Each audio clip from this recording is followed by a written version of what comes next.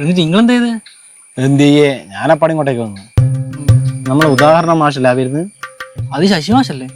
ആ, സ്കൂളിൽ നമ്മൾ അങ്ങനെയാ വിളിക്കേ. ഏതൊരു ഉദാഹരണമായിരിക്കും. എന്റെ ഭാവിയിൽ അമ്മായച്ചനാ. മാഷേ. വൈഷ്ണവല്ലേ? അതെ. ഇവിടെ വാ, ഒരു കാര്യം പറയാനുണ്ട്. മാഷ് ഇവിടുന്ന് പറഞ്ഞോ? ഇവർ കേട്ടാലും കുഴപ്പമൊന്നുമില്ല. മാഷെന്നെ പണ്ട് പഠിപ്പിച്ചിനി 4ാം ക്ലാസ്സിൽ. അങ്ങനെ തലപോയ തെങ്ങിനെല്ലാം ഞാൻ കുറെ വാളോട്ടിന്. കടലിൽ കുറെ വിഷപ്പാമ്പുകളുണ്ട്, എന്നിട്ടും നമ്മൾ കടലിൽ ഇറങ്ങുന്നില്ലേ? ഉണ്ട്. അതേസമയം ഒരു സ്വിമ്മിംഗ് പൂളിൽ ഒരു നീർക്കോലി ഉണ്ടെങ്കിൽ നമ്മൾ ഇറങ്ങുവാ. അതറങ്ങൂല. എന്താ കടലിൽ ഇറങ്ങാൻ കാരണം? കടൽ ഒരുപാട് വലുതല്ലേ മാഷേ? വലിപ്പത്തിനനുസരിച്ച് അതിന്റെ വിഷപ്പാമ്പുകളുടെ എണ്ണവും കൂടൂലേ? അതെന്തായാലും കൂടും. പിന്നെ എന്താ കടലിൽ ഇറങ്ങാൻ പേടിയില്ലാത്തത്? മാഷായി, കടലില് കലങ്ങിയ വെള്ളാന്നല്ലോ, അതില് പാമ്പിനെ കാണൂല.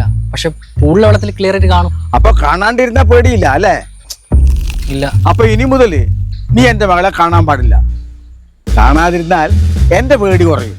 കാരണം നീർക്കോലി കടിച്ചാലും അത്താഴം മുടങ്ങും. ത്രികോണമധ്യേ മൂലബിന്ദു കുടുങ്ങി ഭുജ ഭുജ ത്രിഭുജ